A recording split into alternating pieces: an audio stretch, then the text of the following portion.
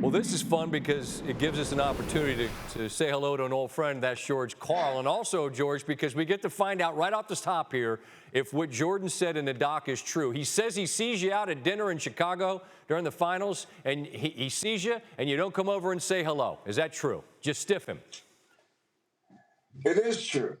I had Brendan Malone on my staff from the Detroit Pistons, and he said Michael plays head games with you all the time.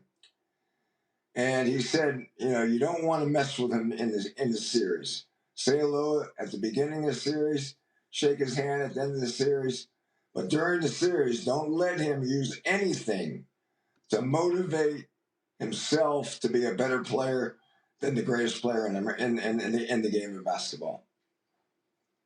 But so in not saying hello now, see, that's the thing. If you say hello, then maybe you're bending to him because he kind of puts his arm around you and wants to be buddy-buddy, Carolina and all this and that. But then you don't, and now he's all pissed off, so he uses that against you. He seems like the ultimate gamesman and that he's going to find something one way or another, isn't he?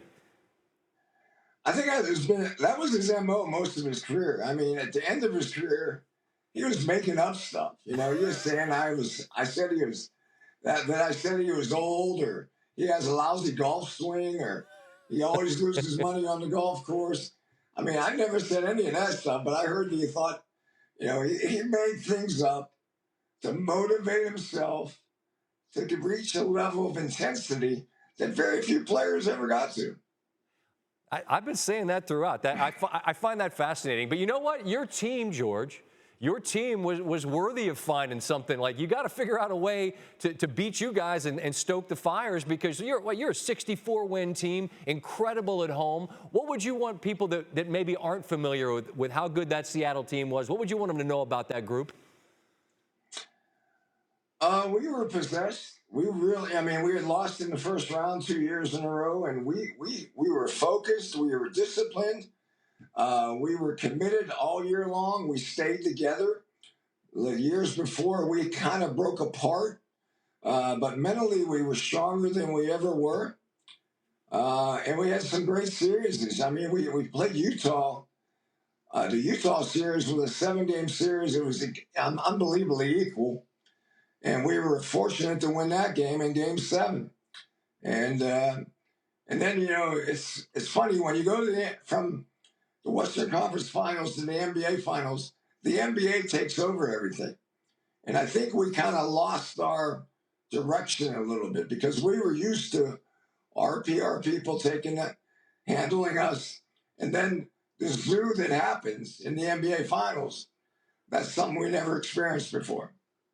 Last week, George, Charles Barkley told me something similar, just that he said he failed in not getting his guys ready for the enormity of that stage. Is it the kind of thing where until you've experienced it that you can't possibly understand it?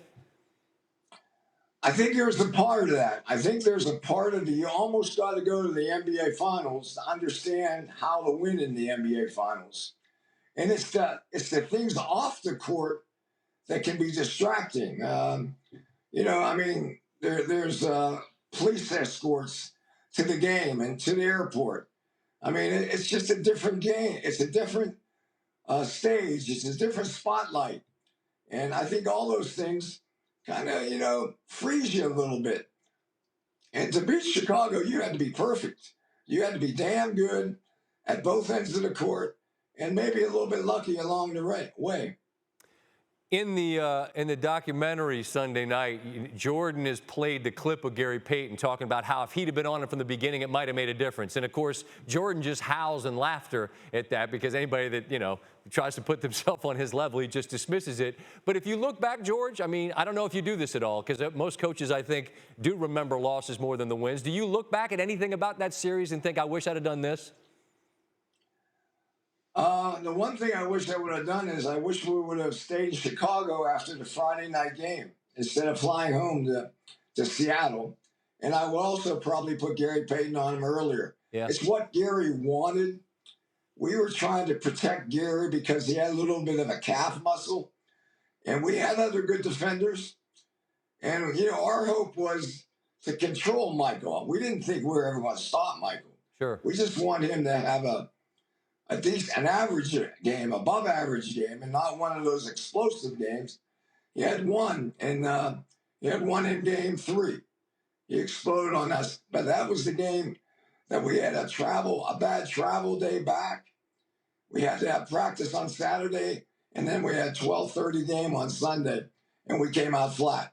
Yeah, it's interesting, George, to look at how things unfold historically, whether it's Charles, whether it's Stockton Malone, whether it's your excellent Seattle team. You just run into this obstacle, and it's the Bulls and it's Jordan. As you look at them historically, how do you view him and them? I have tremendous respect for what they did. You know, Michael kind of brought the NBA into Broadway. Larry Bird and Magic saved the NBA, and I think Michael brought it to the biggest stage of all time. And you know, there were a lot of great teams in the West. We had Phoenix, we had Houston playing well. You know, Sacramento was coming. There's another one in there. Utah was really good. And so we had to fight amongst ourselves a little bit to get to the finals. And then, you know, in his second three-peat, every team was there for the first time, except for Utah in the second time that when they went back to back. And I think that in the end it helped them a little bit. George, it's always good to see you. You look awesome, and I'm happy to hear your voice, man. And I hope it's not this long in between our conversations. So let's make a pact, you and me, that we'll communicate sooner than later. All right? I'll track you down, Scott. It's always good being with you. And again, you're a first-class act. I appreciate you. That's really kind, George. Thanks so much. Stay healthy. All right? Okay. Thanks for watching ESPN on YouTube. For live streaming sports and premium content, subscribe to ESPN+.